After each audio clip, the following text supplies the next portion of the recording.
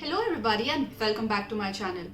पिछले हफ्ते आप में से बहुत सारे सब्सक्राइबर्स ने मुझे मैसेज करके ये पूछा था कि अगले हफ्ते बर्गर किंग से सिर्फ बर्गर लेना चाहिए या फिर बर्गर किंग के आने वाले आईपीओ में भी इन्वेस्ट कर सकते हैं। तो आज हम बर्गर किंग के इस हफ्ते आने वाले आईपीओ के बारे में एक डिटेल्ड एनालिसिस करेंगे। सबसे पहले बात करते हैं कंपनी के बिजनेस के बारे में। कंपनी है फूड सर्विस इंडस्ट्री में और ये फॉल करती है कैटेगरी ऑफ QSR यानी कि quick service restaurant. Burger King की तरह ही मैकडॉनल्ड्स या फिर डोमिनोज भी ऐसी कंपनीज हैं जो सिमिलर कैटेगरी में फॉल करती हैं। एज ऑन डेट कंपनी के पास अराउंड 261 आउटलेट्स हैं इंडिया में and this company has been the fastest growing QSR in India. पिछले 5 सालों में ही company has established more than 200 outlets. Promoter के बारे में बात करें so the promoter of the company is QSR Asia Pte Limited.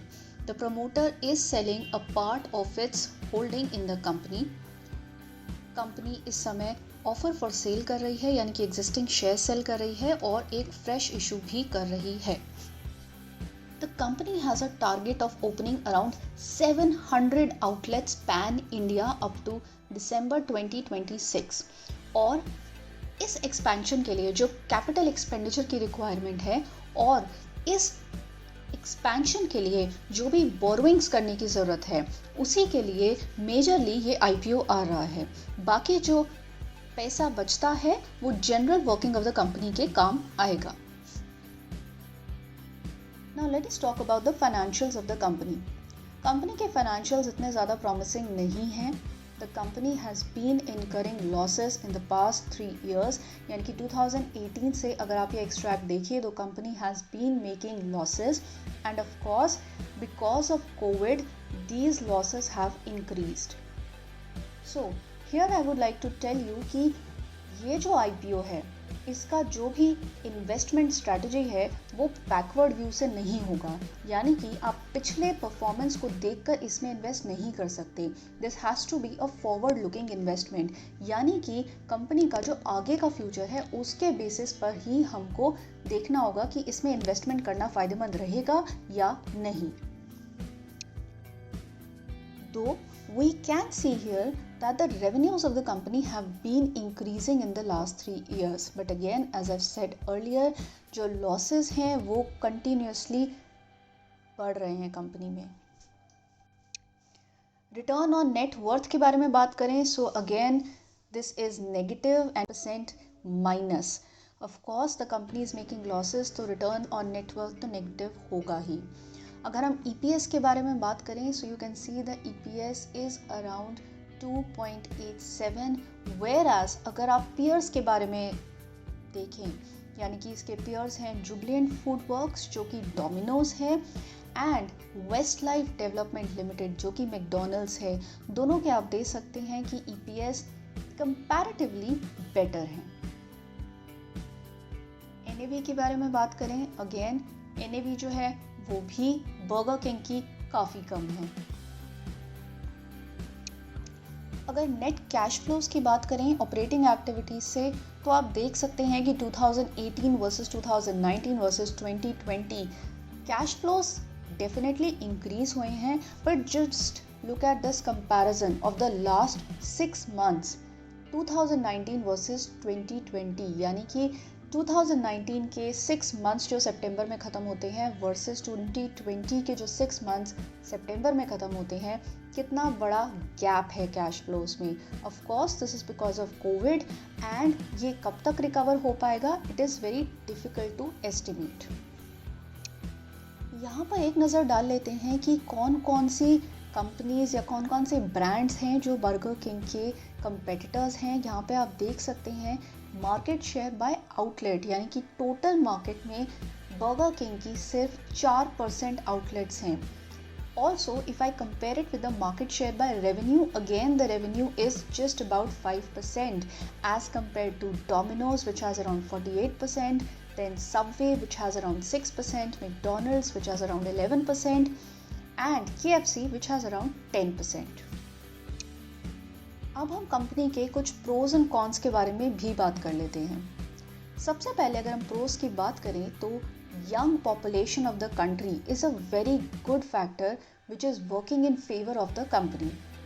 India की मीडियन एज जो है वो है अराउंड 28.7, जो कि बाकी सभी इन कंट्री से कम है। Because of this young population the company has an advantage. ज़्यादा से ज़्यादा लोग बर्गर किंग जिस तरह का खाना ऑफर करता है उसकी तरफ अट्रैक्ट होते हैं, and that is why it has a lot of good opportunities coming ahead. अब हम अगर ग्रोथ के बारे में बात करें तो यहाँ पे बहुत अच्छी तरीके से एक्सप्लेन किया गया है about the total food service market in India, which is divided into number 1 restaurants in hotels, यानी कि जो बड़े बड़े होटल्स होते हैं उनके अंदर जो रेस्टोरेंट्स होते हैं। Second category is chain market size. QSR यानी कि क्विक सर्विस रेस्टोरेंट्स, जिसमें कि बर्गर किंग फॉल करता है, वो इसी कैटेगरी का पार्ट है, chain market size. Third category is stand alone licensed market size, यानी कि जो स्टैंड अलोन रेस्टोरेंट्स होते हैं ये सारे इस कैटेगरी में आते हैं। And the fourth is unorganised market size. Now if you see this unorganised market size is around more than 50% of the total food industry. So everybody else has a big competition with these unorganized market structure. इस chart में आप देख सकते हैं that the overall market is expected to grow by more than 9% in the next 5 years, and if I specifically talk about the chain market तो ये more than 12% पे grow करने वाली है। इसी के साथ साथ अगर हम QSR को देखें, so QSR you can also see is expected to grow at almost 1.5 times. So you can see here कि ये सारे जो प्लेयर्स हैं ये आने वाले 5 सालों में everybody is going to gain. The only point here is कि जो गेन है वो पूरी इंडस्ट्री में डिवाइड होगा, and in this industry burger king just has a proportion of 4 to 5%. इस चार्ट में आप देख सकते हैं कि किस तरीके से बर्गर किंग की प्रेजेंस ऑल ओवर इंडिया अभी तक है, and it wants to expand using the money raised from this IPO from 261 outlets currently to more than 700 outlets in the next 5 years. तो ग्रोथ के प्रॉस्पेक्ट्स तो काफ़ी अच्छे लग रहे हैं, बट यहाँ पे ज़रूरी है कि हम कॉन्स के बारे में भी बात कर लें। सबसे पहला कॉन ऑफ कोर्स जो नियर फ्यूचर में है वो है कोविड-19 का, और कब कोविड-19 ख़त्म होगा, कब जो नॉर्मल फुटफॉल है वो रिज्यूम होगा, ये कहना बड़ा ही मुश्किल है। जो सेकेंड प्रॉब्लम है being in food industry is health related issues. आजकल लोग बहुत ज़्यादा अपनी इम्यूनिटी पे फोकस कर रहे हैं, बहुत ज़्यादा there is a change in the food preferences, so this can actually have a negative impact on the growth of the company as well. Point number 2, Burger King जो इंडिया में operate करता है उसके सारे ऑपरेशंस, उसके development plans, they are governed by the master agreement between Burger King and Burger King PK Asia Pacific PTE limited. So अगर कोई भी चेंजेस होते हैं मास्टर अग्रीमेंट में तो it will automatically impact burger Kings operations in India. Point number 3, और ये बहुत इंपॉर्टेंट है कि बर्गर किंग जो है वो ऑल ओवर वर्ल्ड है। सो अगर इंटरनेशनली कोई भी ऐसा बड़ा इवेंट होता है which can impact the reputation of the company, it will have an impact on Burger King's operations in India as well.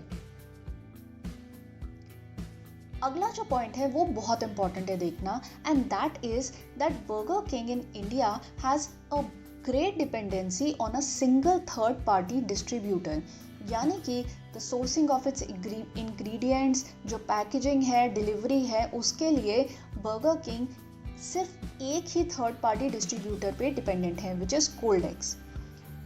दो the company has mention in its prospectus कि अगर कभी भी कोई प्रॉब्लम आती है लॉजिस्टिक सर्विसेज में, they can immediately switch over to another distributor, लेकिन that can cause some delays. So this is a very important point to keep in mind. Next point is कि as we all know that company operates on a sub-franchising model, यानी कि सारी outlets जो हैं company own नहीं करती है, कुछ उन्होंने आगे फ्रेंचाइजी की तरीके से दे रखी हैं. So if anything goes wrong with these franchisees, company will not have a complete control over it and it can hamper the reputation of the company as a whole also. और finally अब हम बात कर लेते हैं थोड़ा सा issue details के बारे में. So as you all know, the company wants to raise a total of 810 crore rupees and the offer for sale is for around 6 crore shares and the fresh issue is for around 7.5 crore shares. So in total 13.5 crore shares have been put on sale to raise a total amount of 810 crore rupees. This offer opens on 2nd December and closes on 4th December. इसमें आप minimum 1 lot apply कर सकते हैं 250 shares का, यानी कि आपके account में मिनिमम 15,000 रुपीज़ होने चाहिए इसे अप्लाई करने के लिए. And the maximum that you can apply for is around 13 lots and the total amount that is going to be blocked in your account is 1,95,000. जो प्राइस बैंड है वो है between 59 rupees and 60 rupees for a fair value of the share of rupees 10. I hope you find this analysis helpful. If you found this analysis to be helpful, don't forget to like, share and subscribe to my channel. Thanks for watching.